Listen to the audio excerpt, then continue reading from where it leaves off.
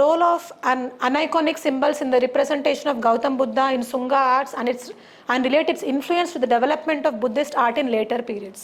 ఇప్పుడు later periods అంటే ఏంటి?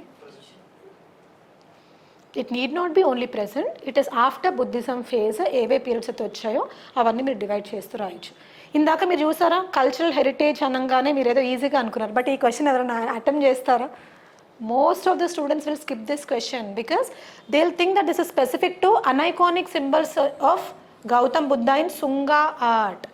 But ఇంకా డీప్గా వెళ్తే ఎస్ఎన్ ఎలా రాయాలి అంటే అసలు ఆర్ట్ అంటే ఏంటి, ఆర్ట్లో ఏమేమి ఎలిమెంట్స్ ఉన్నాయి, అండ్ శుంగా పీరియడ్లో శుంగా ఆర్ట్ అంటే ఏంటి, దాని తర్వాత Gautam Buddha, what is Gautam Buddha, aniconic symbols అంటే ఏంటి, తర్వాత లేటర్ బుద్ధిస్ట్ ఆర్ట్కి ఎలా దారి తీసింది, దానివల్ల మనం ఏం నేర్చుకున్నాం, ఎలాంటి ఎలిమెంట్స్ ఇన్వాల్వ్ అయి ఉన్నాయి, ఆ బుద్ధిస్ట్ ఆర్ట్లో ఏమేమి వస్తాయి, ఆర్కిటెక్చర్లో ఏమేమి వస్తాయి, వాటికి ఇప్పుడు యూసేజ్ ఏంటి, ఇన్ని డైవర్స్ ఎలిమెంట్స్ ఇందులో తీసుకురావాలి.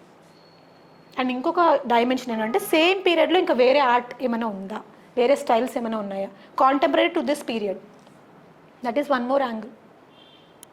ఇది ఎప్పుడు రాస్తారు మీరు entire Buddhism art and architecture మీ ఫింగర్ టిప్స్ మీద ఉన్నప్పుడే you will be able to write this essay. But still that is part of your syllabus only, అవునా? That is how you have to prepare.